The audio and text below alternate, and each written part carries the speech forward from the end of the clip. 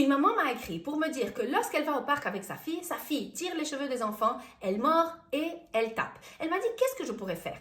La solution que je lui ai donnée a marché. Donc je me suis dit je voudrais la partager avec vous au cas où vous en avez besoin. Ce que j'ai dit c'est qu'il faut commencer par une préparation. Je prépare l'enfant. Je lui dis on va aller au parc ou bien on va aller dans un endroit où il y a des enfants. Si tu as besoin de dire quelque chose aux enfants, dis-le avec des mots. Même si tu n'aimes pas ce qui se passe, dis-leur non, je n'aime pas. Dis-le avec des mots. Attention, on ne peut pas utiliser nos mains pour faire mal, pour taper. On ne peut pas fermer les doigts pour tirer les cheveux de quelqu'un. On peut juste utiliser les mains pour être gentil. Et après, ce qu'on doit faire, c'est expliquer à l'enfant ce qui va se passer si il fait quelque chose. Donc, on ne va pas aller par surprise, donner après le genre de punition. Ce n'est pas une punition. On explique ce qui va se passer au cas où il va faire du mal. Alors, si tu tapes quelqu'un, on va devoir arrêter de jouer. On va se mettre de côté et on va compter jusqu'à 20. Et ce que vous allez faire, c'est exactement ça.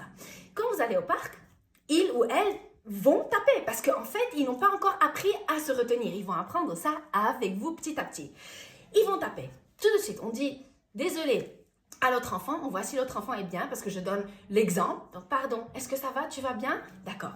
Et on prend notre enfant de côté. On va ensemble sur le banc. Je ne fais pas lui dire « Assieds-toi, compte jusqu'à 20 » Ensemble. On s'assoit, je tiens les mains. Et maintenant, on ne peut pas jouer. On va compter jusqu'à 20. Et après, tu joues à nouveau. Et vous allez compter doucement pour qu'ils sentent qu'il y a une différence. Oh, j'ai arrêté de jouer, j'ai arrêté mon rythme. Tout le monde joue. On compte jusqu'à 20 doucement. Maintenant, tu es prêt. Tu peux aller rejouer. S'il te plaît, ne tape pas.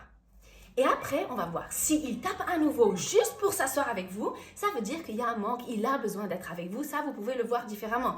Durant la semaine, il faut être ensemble parce qu'on ne veut pas que ça devienne un truc qu'ils font exprès.